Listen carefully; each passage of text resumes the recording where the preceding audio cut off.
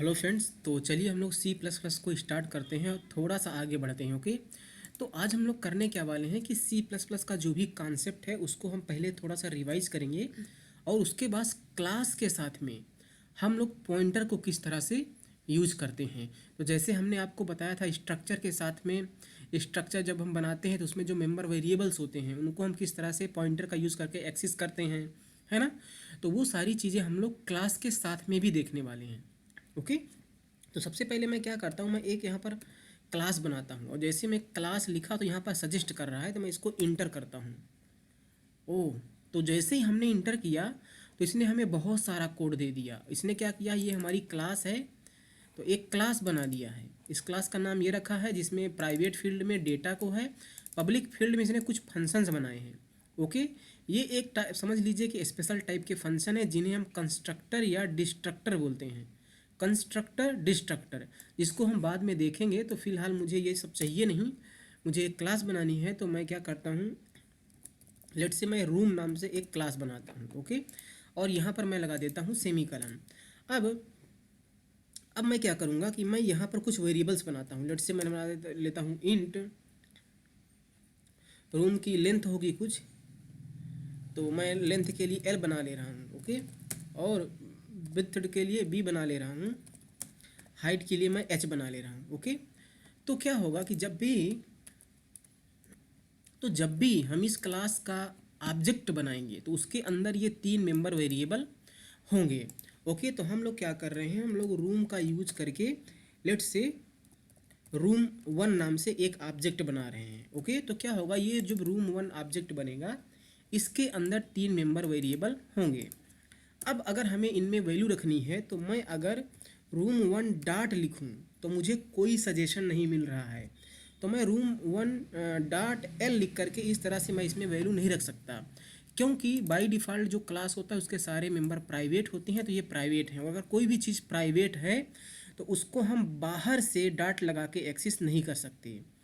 तो मैं चाहता हूं कि मैं ऐसा कर पाऊं, अगर मैं चाहता हूं कि मैं ऐसा कर पाऊं तो मुझे इन मेंबर वेरिएबल को बनाना पड़ेगा पब्लिक। तो बाय डिफ़ॉल्ट यहाँ पर क्या लिखा है, बाय डिफ़ॉल्ट यहाँ पर प्राइवेट लिखा है, इसलिए वो एक्सेस नहीं हो पा रहा है। तो हम इसको प्राइवेट से क्या कर देंगे, पब्लिक कर देंगे। और जैसे ही हम पब्लिक करेंगे तो आप देखना कि हमारी एरर दूर हो जाएगी। और देखिए एरर यहाँ से हमारी चली गई है। तो हम इस तरह से वैल्यू को क्या कर सकते हैं, रूम 1 डॉट, जैसे हमने डॉट लगाया, अब क्योंकि वो मेंबर क्या है, पब्लिक है, तो मुझे यहाँ पर शो कर रहा है। तो लेट से मैं ये विड्थ रख देता हूँ डॉट, और लेंथ विथ हाइट, हाइट में भी मैं कुछ लेट से 7 रख देता हूँ। ओके, तो हमारे पास इस तरह से वैल्यू आ गई और मैं सी आउट लगा करके लेट से मैं एल को मैं प्रिंट करता हूँ और बी को मैं प्रिंट करता हूँ, फिर थोड़ी सी स्पेस, और मैं एच को प्रिंट करता हूँ और मैं लाइन चेंज कर देता हूँ उसके बाद, है ना। तो हम लोग क्या कर रहे हैं, हम लोग ऐसा कर पा रहे हैं इस तरह से क्योंकि वो मेंबर वेरिएबल को हमने क्या कर दिया, पब्लिक कर दिया। तो अगर मैं इस प्रोग्राम को रन करूं तो हमारा प्रोग्राम यहाँ पर रन हो जाएगा और जो भी हमने लेंथ विड्थ और हाइट सेट की है वो यहाँ पर क्या होगी, प्रिंट हो जाएगी, है ना। तो देखिए हमारा प्रोग्राम ये रन हो रहा है।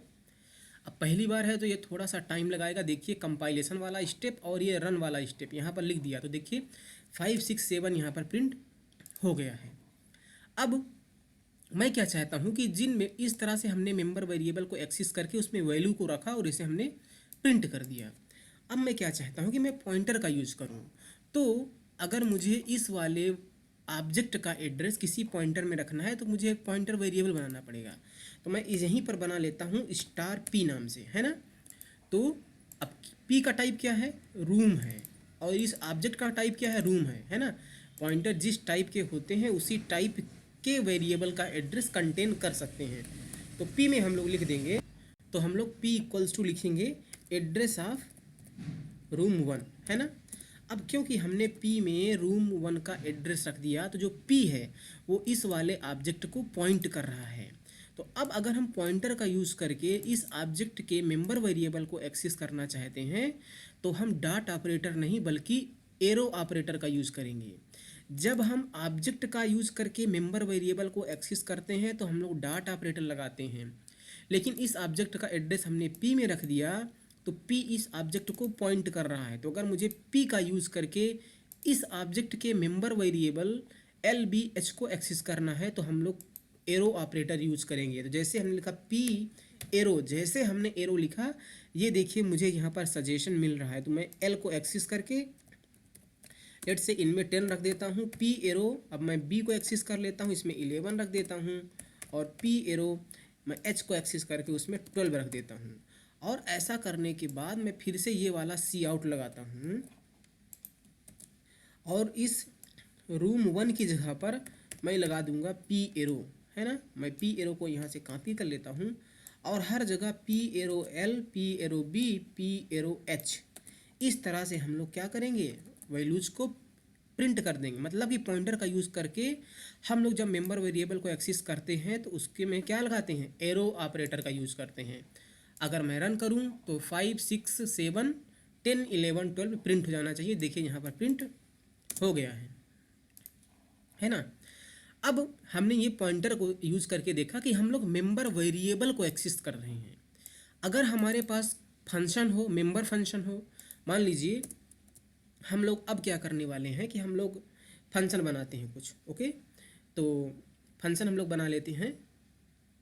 तो मैं यहाँ पर लेट से फंक्शन बना लेता हूँ वायर्ड सेट डायमेंशन नाम से, ओके। और इसमें मैं एक्स वाई जेड पास करूँगा, ओके। और मैं क्या करूँगा, L equals to X, B equals to Y, H equals to Z, इस तरह से रख दूंगा, ओके। और इसी तरह से एक मैं फंक्शन बना देता हूँ शो डायमेंशन नाम से, जो प्रिंट करेगा सिंपली, ओके। तो प्रिंट वाला जो ये स्टेप है मैं इसको यहाँ से कॉपी कर लेता हूँ ताकि मुझे बार बार ना लिखना पड़े। और इस बार मैं सिर्फ एल बी एच लिखूँगा, है ना। ये हम पहले ही सीख चुके हैं। तो क्या होगा, जो भी ऑब्जेक्ट, देखिए पहली बात हमने ये बनाए हैं मेंबर फंक्शन, तो जब इनको मुझे कॉल करना पड़ेगा तो मुझे ऑब्जेक्ट की ज़रूरत पड़ेगी। तो जो भी ऑब्जेक्ट इन मेंबर फंक्शन को कॉल करेगा ये एल बी एच उसी ऑब्जेक्ट के माने जाएंगे, है ना। तो अब मैं क्या कर रहा हूँ, हमने वेरिएबल्स का यूज़ करके वैल्यू रख को प्रिंट किया, फिर पॉइंटर का यूज़ करके वैल्यू को प्रिंट किया। अब हम लोग क्या करने वाले हैं कि जो ये रूम है ये ऑब्जेक्ट है, तो इसका यूज़ करके भी हम इन फंक्शन को कॉल कर सकते हैं, है ना। तो मैं क्या करता हूँ, मैं यहाँ पर आता हूँ, फिर से मैं लिखता हूँ रूम 1 डॉट, जैसे हमने डॉट लगाया देखिए सेट डायमेंशन बता रहा है। और इस बार मैं वैल्यू रख लेता हूँ लेट से उस बार हमने कहा 10, 12, 13, और इस बार मैं लिख देता हूँ 13, 14 एंड 15, ओके। और फिर से मैं क्या करूँगा, इसको शो डायमेंशन को कॉल कर लूँगा। तो जो भी वैल्यू हमने अभी सेट की वो फिर से प्रिंट हो जाएगी, है ना। तो हमने क्या किया, ऑब्जेक्ट का यूज़ किया और मेंबर फंक्शन को कॉल करके वैल्यू रखा। पहले हमने मेंबर वेरिएबल को डायरेक्ट एक्सेस करके वैल्यू रखा था, और ये हम एक्सेस तभी कर पा रहे हैं इन सारी चीज़ों को क्योंकि इनको हमने पब्लिक फील्ड में डिक्लेयर किया है, पब्लिक फील्ड में बनाया है, ओके। तो यहाँ पर भी हमारा काम हो जाएगा। तो आप देखना 13, 14, 15 भी प्रिंट हो जाएगा। ये देखिए 13, 14, 15 प्रिंट हो रहा है। अब हम लोग क्या करने वाले हैं कि रूम 1 का एड्रेस हमने रखा है कहाँ पर, पी में। तो क्या मैं पी का यूज़ करके मेंबर फंक्शन को कॉल कर सकता हूँ? बिल्कुल मैं कॉल कर सकता हूँ। जैसे मेंबर वेरिएबल को हम लोग चाहे हम ऑब्जेक्ट का यूज़ करके मेंबर वेरिएबल या मेंबर फंक्शन को कॉल करते हैं जिस तरह से, उसी तरह से हम पॉइंटर का यूज़ करके मेंबर वेरिएबल मेंबर फंक्शन को एक्सेस कर सकते हैं। तो पॉइंटर का यूज़ करके इस तरह से हमने एक्सेस किया था, और पॉइंटर का यूज़ करके अगर हमें मेंबर फंक्शन को एक्सेस करना है तो वही एरो ऑपरेटर मुझे लगाना पड़ेगा। जैसे देखिए हमने पी एरो लिखा तो यहाँ पर मुझे सजेशन मिल रहा है सेट डायमेंशन, और इस पर मैं पास कर देता हूँ 16, 17, 18, है ना। और पी एरो इस बार मैं शो डायमेंशन को कॉल कर लूँगा जो क्या करेगा, प्रिंट कर देगा।